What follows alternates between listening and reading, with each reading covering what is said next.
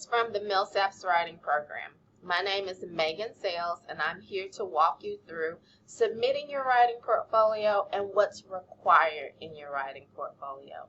Some students think of the writing portfolio as a daunting task, but I'm here to make everything very simple by walking you through the entire process. First things first, let's talk about what's required in your writing portfolio. I have great news. The bulk of your writing portfolio are things that you've already written that you should already have from your classes. So you need to include in your writing portfolio 4 papers from your courses. Now these papers do have some requirements.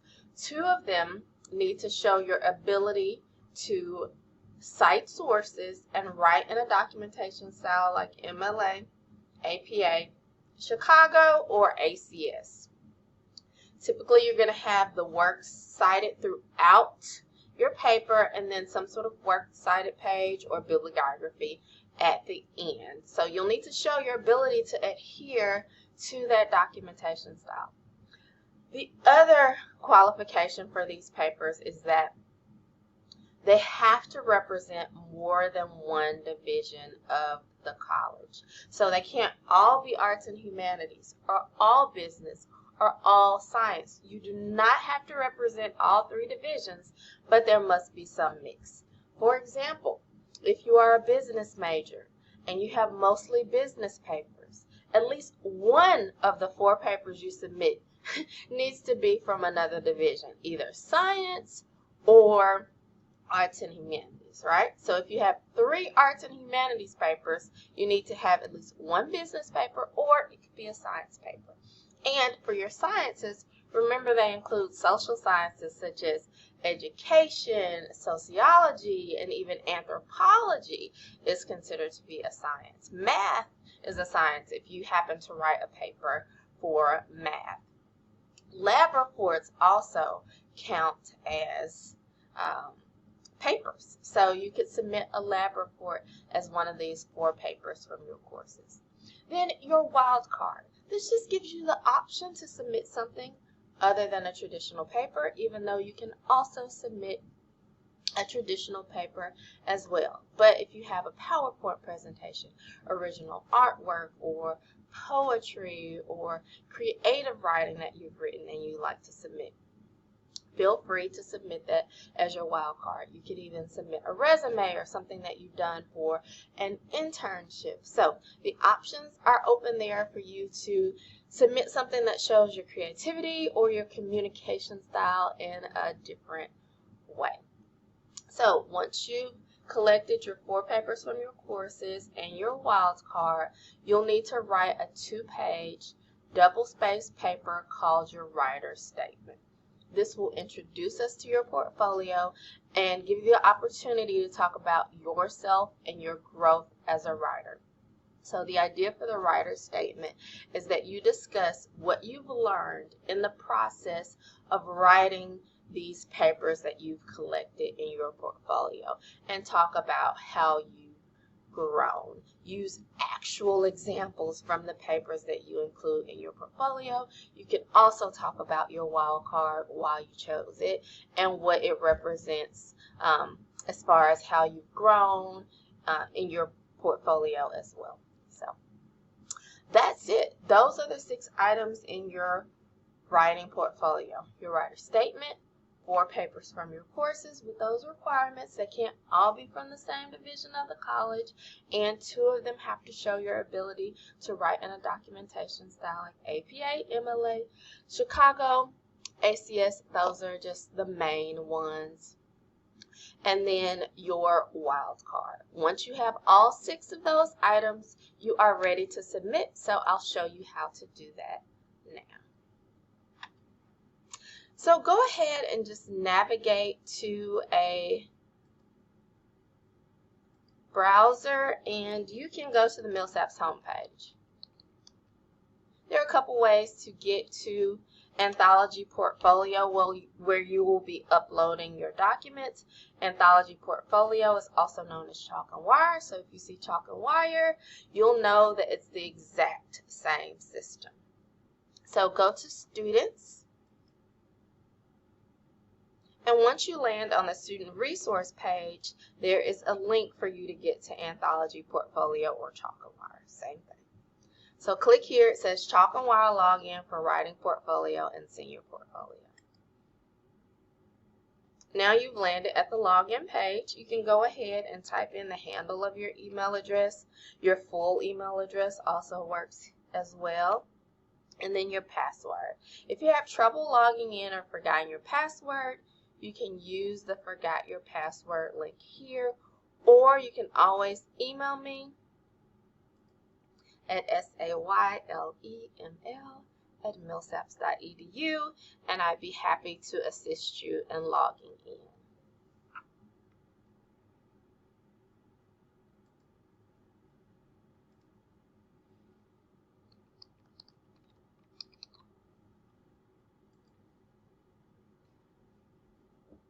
So once you log in, you'll land at your dashboard, and go ahead and go to the far left for your menu tab and click on My Coursework.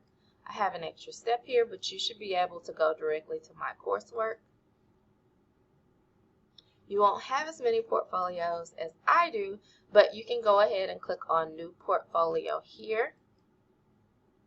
And this is very important. For your table of contents, you need to select Writing Proficiency Portfolio.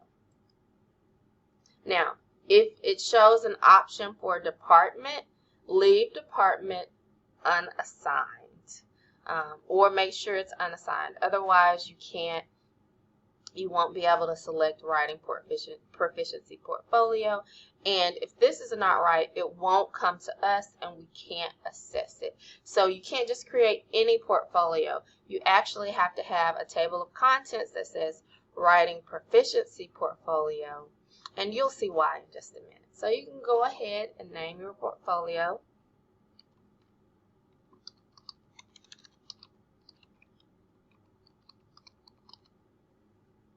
And click Create. Now, this is also important. Go ahead and dial into Original Submission here under Writing Proficiency Portfolio. Click here and make sure you upload your documents here. Now, once you've clicked on Original Submission, this is why it's important for you to select the right table of contents.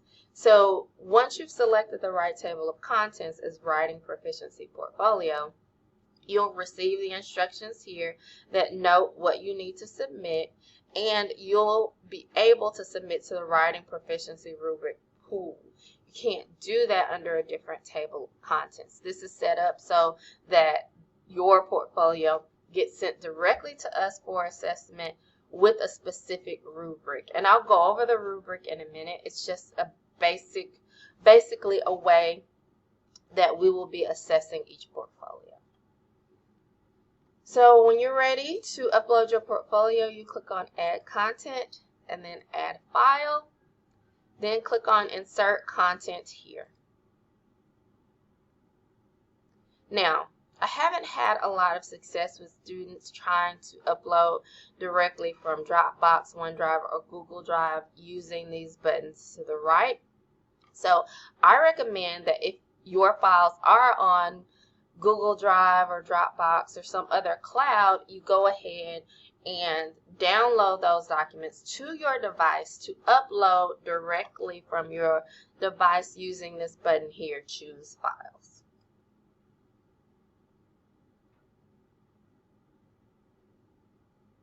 So you'll see I have my writing portfolio documents all in one folder here. So I'll go ahead and begin to upload them.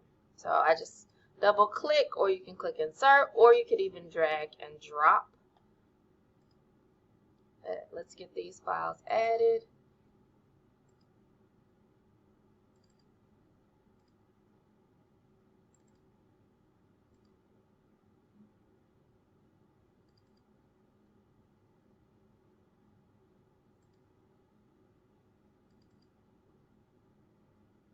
Now I want to make sure I have all my documents. Let's see. 1, 2, 3, 4 papers for my courses, my writer statement, and my wildcard. So I do have all 6 items in my portfolio. That's very important. Now, you are not nearly done yet, so let me warn you.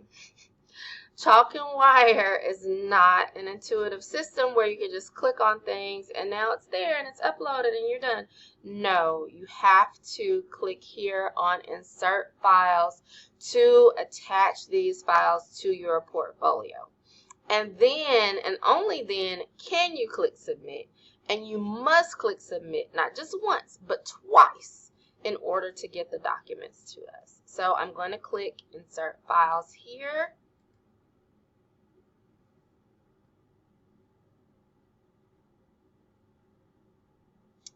And now it's blue and I can submit. But before I hit Insert Files, I wasn't able to move forward and submit. Lots of students stop there and think that they're done. But please, please, please continue with the steps. You are not done and we cannot see your portfolio and it's not been submitted until you complete all these steps that I'm about to go through. So here are my documents. I'd actually like to change the order, so I'm going to move my writer statement up here to be the first document, and I'm going to move my wildcard down to be my last document. That looks good. So I'm ready to submit my portfolio now. I'll go ahead and click Submit. Now, I'm still not done. I have to click Submit again for the second time. Success! Now I am done. It says, congratulations, your work has been successfully submitted, and it has a check mark there saying content submitted. So then, and only then, when you have landed at this page, have you submitted your work. Now I can see it's been submitted, and your assessors can see it. We can see it at the writing program. So be sure that you go through all the steps and you get to this page here. Now I want to go over briefly how you'll be assessed. This rubric is actually attached to your writing portfolio. So when you click that Submit button and it goes to an assessor, they're able to fill out this rubric with results based on reading your portfolio. So you will be assessed on a 1 to 4 scale, and you must score a 2 or above to be proficient.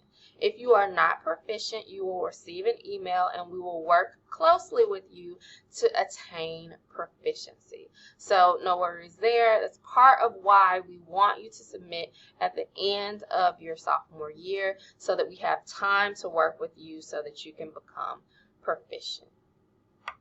So in order to be proficient, you need to score at this intermediate level and above. The areas that are going to be assessed are content development, sources and evidence, genre and disciplinary conventions, and control of syntax and mechanics. So basically, you'll need to show some sort of depth in your content that goes beyond the basic level of understanding a subject, particularly the subject that you're writing about in your paper.